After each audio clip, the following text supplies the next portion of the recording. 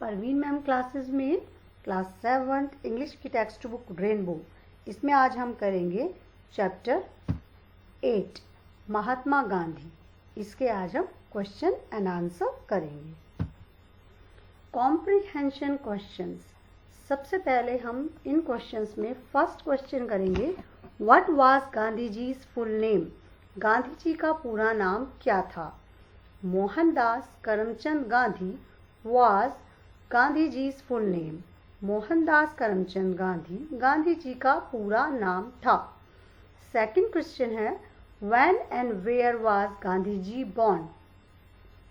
गांधी जी कब और कहाँ पैदा हुए थे। गांधी जी was born on 2nd October 1869 at Porbandar in Kathiawar, Gujarat. Gandhi ji Gujarat के काठियावाड़ में पोरबंदर नामक जगह पर 2 अक्टूबर 1869 में पैदा हुए थे। तीसरा क्वेश्चन है, write the main qualities of Gandhi ji character. Gandhi ji के चरित्र की मुख्य विशेषताएं, मुख्य गुण क्या थे वो आपको लिखने हैं। राइट द लिखिए। Gandhi ji led a saintly life like a common man. He was very honest, truthful and have a deep faith in principle of non-violence। Gandhi ji ने एक साधु संत का जीवन व्यतीत किया, बिल्कुल एक साधारण मनुष्य की तरह। He was very honest, वे बहुत ईमानदार, truthful सत्यवान, और सबसे ज़्यादा उनकी एक योग्यता थी कि वो अहिंसा के सिद्धांत में गहरी आस्था रखते थे। फोर्थ क्वेश्चन है, why was Gandhi ji restless. Gandhi ji बेचैन क्यों थे। Gandhi ji was restless to see the country man of India suffering under the British rule. Gandhi ji अपने जो देशवासी थे भारत के, उनको ब्रिटिश शासन के अधीन पीड़ित देखकर बेचैन थे। Who story inspired Gandhi ji to serve his parents. Gandhi ji को के अपने माता पिता की सेवा करना, ये जो प्रेरणा थी वो किसकी स्टोरी से मिली। Gandhi ji was inspired by Shravan Kumar story. Gandhi ji Shravan Kumar की कहानी से प्रेरित हुए थे। Why do we call Gandhi ji as father of the nation. हम गांधी जी को राष्ट्रपिता कहकर क्यों पुकारते हैं। We call Gandhi ji as father of the nation to see his great contribution to the freedom movement of India।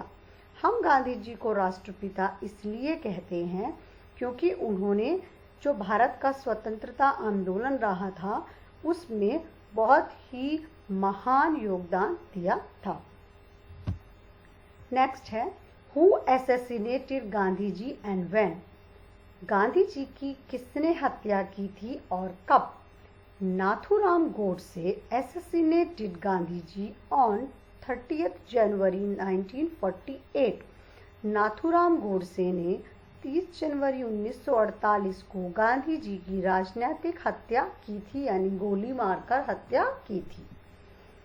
Second question, write true for true statements and F for false statements. Sorry, T जो लिखना है वो true statements के लिए लिखना है और F जो लिखना है वो फॉल्स स्टेटमेंट्स के लिए लिखना है। First, Mahatma Gandhi was born on 2 November 1869। This is wrong, यानी फॉल्स, क्योंकि गांधी जी का जन्म 2 अक्टूबर 1869 को हुआ था, तो ये फॉल्स है। Second, his mother's name was Shantibai. It is also wrong, यानी फॉल्स। उनकी माता का क्या नाम था, Putli Bai. He was honest and truthful since his childhood. वे अपने बचपन से ही ईमानदार और सत्यवान थे। दिस इज ट्रू, यानी हम टी लिखेंगे। नेक्स्ट है, 30th January celebrated as martyrs day in India. 30 जनवरी को भारत में शहीदी दिवस के तौर पर मनाया जाता है। दिस इज ऑल्सो ट्रू, तो टी लिखेंगे। अब वर्ड पावर में हम क्या करेंगे आज, right the opposites of the following words. Opposites कहते हैं विपरीत शब्दों को, जिन्हें हम एंटोनिम भी कहते हैं। ऑनेस्ट, ऑनेस्ट का उल्टा होता है यानी विपरीतार्थक, एंटोनिम या ऑपोजिट होता है डिसऑनेस्ट। पुअर, पुअर का rich, justice, injustice, happiness, unhappiness, kind, unkind या cruel, equal, unequal, dark, light, necessary, unnecessary. Next is language practice. Match the suffix with the root word to make a new word.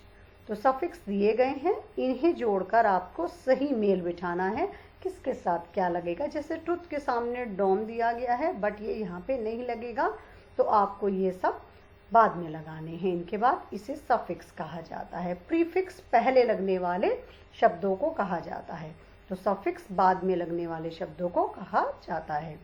Truth, truth के आगे लगेगा full, truthful, child, childhood, rest, rest के बाद लगेगा restless, govern, government, king, king के बाद लगेगा kingdom. ठीक है, सफिक्स किसे कहते हैं, बाद में लगने वाले शब्दों को, जैसे कि हिंदी में इसे हम प्रत्यय कहते हैं, और इसी तरह से प्रीफिक्स होते हैं, प्रीफिक्स को हिंदी में उपसर्ग कहा जाता है। ठीक है, next, using the table frame questions right the suitable yes और नो आंसर्स बिलो देम। तो इस प्रकार से टेबल दी गई है, इसी में ही सब कुछ दिया गया है, लेकिन इसको किस तरीके से हम सेंटेंसेस बनाएंगे, क्वेश्चंस भी बनाने हैं और उसके आंसर्स भी बनाने हैं, यस और नो में आपको आंसर करते हुए। तो पहला हम लेके चलते हैं, does a bird fly, does a bird fly, तो इसका आंसर क्या होगा, यस इट डज। ठीक है, एक है तो इट आएगा, लेकिन अगर प्लूरल हो जाएगा तो इसे हम दे से कहेंगे। जैसे कि डू, अब बर्ड्स है, do the birds fly, do the birds fly, क्या पक्षी उड़ते हैं, yes they, yes they do, yes they do. अब क्योंकि ये प्लूरल है इसीलिए दे हो जाएगा, बर्ड्स है, बर्ड एक नहीं है, दो या दो से ज़्यादा है, तो इसीलिए दे में आंसर करेंगे यस दे डू। तीसरा क्वेश्चन बनेगा, डज ए कैट फ्लाई, क्या एक बिल्ली उड़ती है, आंसर क्या होगा, नो इट डजंट, नहीं यह नहीं उड़ती। ठीक है, इसका मतलब ये होता है, इसके आगे फ्लाई लगाने की ज़रूरत नहीं होती, नो इट डज नॉट। अब है question number 4, do the cats fly, क्या बिल्लियाँ उड़ती हैं, आंसर होगा नो दे डोंट, नहीं वे नहीं उड़ती, इसमें भी फ्लाई लगाने की ज़रूरत नहीं होती। नेक्स्ट क्वेश्चन है, डज ए फ्रॉग फ्लाई, क्या एक मेंढक उड़ता है, आंसर होगा नो इट डजंट, नहीं यह नहीं उड़ता। नेक्स्ट होगा, डू द फ्रॉग्स फ्लाई, क्या मेंढक उड़ते हैं, आंसर होगा नो दे डोंट। इसका मतलब यहाँ फ्रॉग्स हो गया है तो फ्रॉग्स प्लूरल है, दे आ जाएगा। ठीक है, इस प्रकार से क्वेश्चन आंसर यस और नो वालों के आंसर आपको लिखने आने चाहिए। तो ये बहुत अच्छे तरीके से इस एक्सरसाइज में समझाए गए हैं। तो इस तरह से आपका चैप्टर नंबर 8 महात्मा गांधी पूरा होता है। आई होप आप लोगों को अच्छे से समझ में आ गया होगा। Thank you.